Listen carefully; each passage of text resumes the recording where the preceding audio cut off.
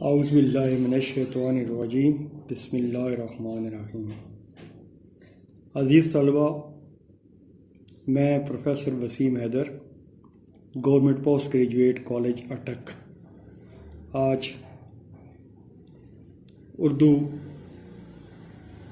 کی کتاب کا دوسرا سبق تشکیل پاکستان آپ کو پڑھاؤں گا۔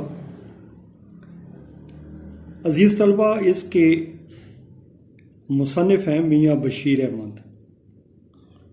سبق شروع کرنے سے پہلے میں مصنف کا تھوڑا سا تعارف کروا دوں۔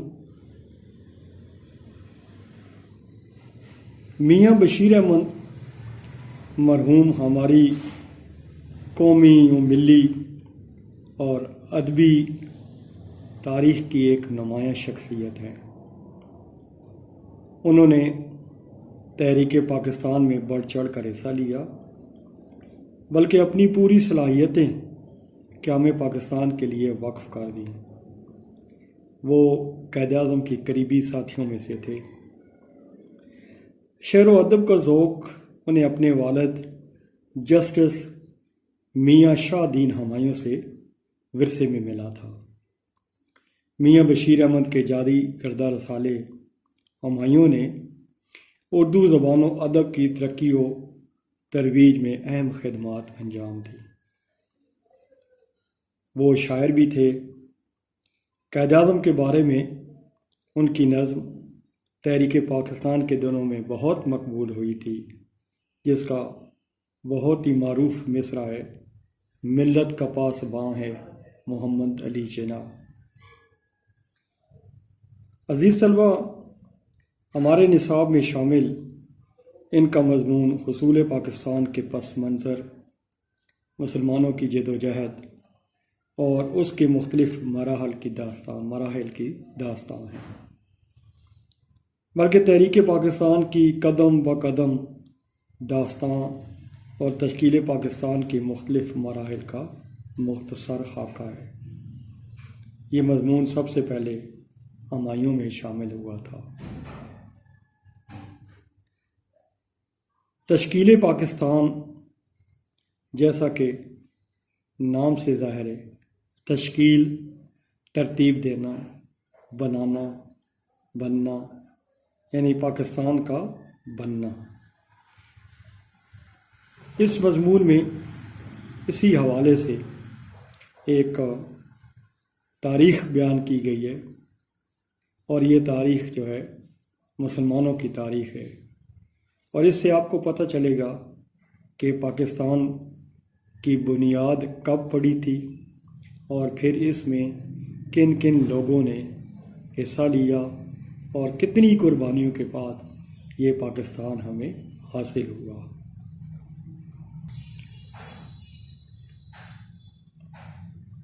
عزیز طلبہ، سبق پڑھنے سے پہلے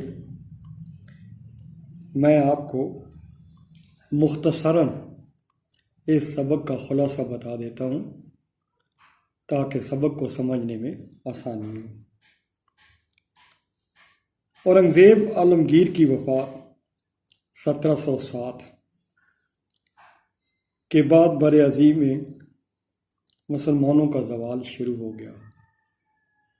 شاہ ولی اللہ، شاہ عبدالعزیز اور سید احمد شہید نے مسلمانوں کی اصلاح احوال کی کوشش کی، لیکن زوال کو نہ ٹالا جا سکا۔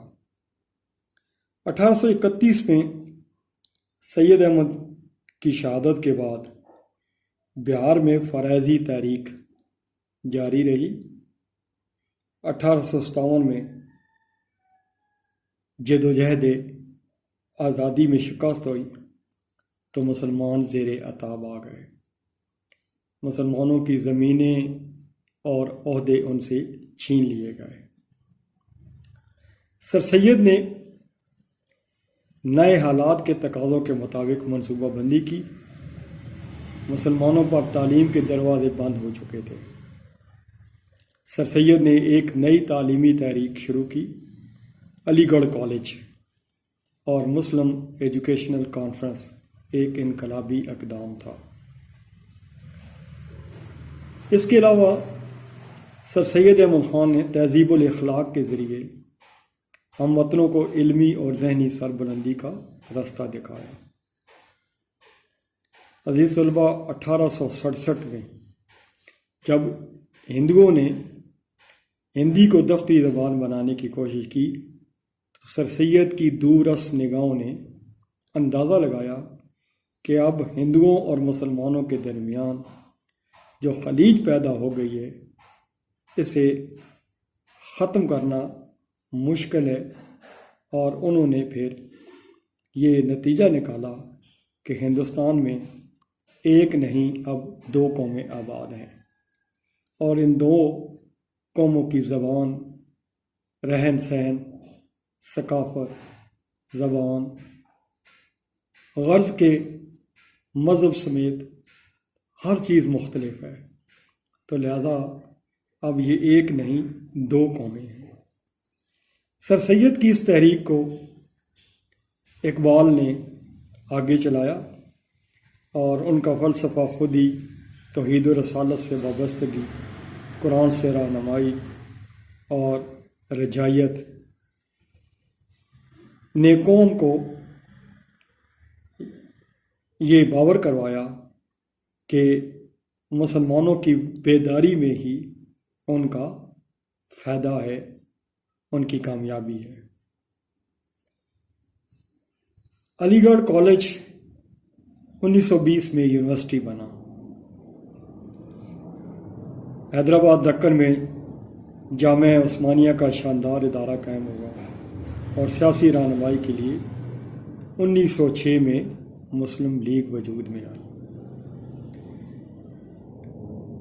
1905 میں تقسیم بنگال سے مسلمانوں کو فائدہ پہنچا، لیکن 1911 میں تقسیم بنگال کو منسوخ کر دیا گیا۔ عزیز طلباء، 1912 سے 14 تک جنگ بلقان و طرابلس پیش آئی۔ اس سے مسلمانوں کو یقین ہو گیا کہ برطانیہ کے ہاتھوں ان کی قومی اور بین الاقوامی حقوق محفوظ نہیں، لہذا انہوں نے خود اختیاری کا مطالبہ کیا۔ جنگ عظیم اول کی وجہ سے مسلم لیگ اور کانگریس نے باہم معاہدہ لکھنؤ کیا۔ 1917 میں برطانیہ نے مجبور ہو کر یہ اعلان کیا کہ وہ ہندوستان کو بتدریج خود اختیاری دے دے گا۔ 1930 تا 1932 لندن میں گول میز کانفرنس ہوئیں، مگر بے سود، حتیٰ کہ 1935 کے گورنمنٹ آف انڈیا ایکٹ کی روح سے خود اختیاری حکومت کا نفاذ طے پایا۔ 1937 کے انتخابات کے بعد کانگریس کے رویے نے مسلمانوں کو بالکل مایوس کر دیا کہ وہ اردو کو مٹانے، ہندی کو ابھارنے اور مسلمانوں کے تشخص کو ختم کرنے کے منصوبے بنانے لگے تھے۔ عزیز طلباء، اس نازک دور میں 1940 میں قرارداد پاکستان سے اسلامیان ہند کی جدوجہد کو ایک نیا رخ مل گیا۔ اب آزادی کی تحریک تیز تر ہو گئی۔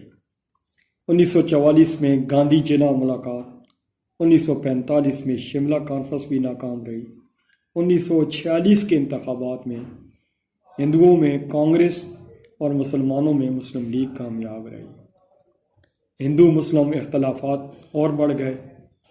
آخر کار برطانیہ نے حالات دیکھتے ہوئے ہندوستان کو 15 اگست 1947 کو آزاد کرنے کا اعلان کر دیا۔ عزیز طلباء، قیام پاکستان اسلامی دنیا کے لیے ایک عظیم الشان واقعہ تھا۔ مسلمانوں کا نصب العین اسلام ہے جس نے توحید کا درس دیا، جہاں انسان بلا تمیز مذہب، ملت، امن، سلامتی کے ساتھ زندگی بسر کر سکے، اور چاروں طرف اخوت و محبت، انصاف اور رواداری کا دور دورہ۔ یہ مختصر خلاصہ ہے اس کے بعد ہم انشاءاللہ اگلے لیکچر میں میں اس سبق کو پڑھوں گا، اور اگر اس میں کوئی مشکل لفظ ہوا تو اس کا ترجمہ بھی کر دوں گا، اور اس طریقے سے آپ کو سبق سمجھنے میں آسانی رہے گی۔ عزیز طلبہ، اس کے ساتھ ہی آپ کے ذہن میں رہے کہ اس سبق سے اس کا خلاصہ نہیں آتا ہے امتحان میں، اس کا صرف اس سے پیراگراف دیا جاتا ہے تشریح کے لیے، اور یہ 15 نمبر کا سوال ہوتا ہے۔ یہ آپ کے ذہن میں رہے۔ اس کے ساتھ ہی آج کا لیکچر اپنے اختتام کو پہنچا۔ اجازت دیجیے، اللہ حافظ۔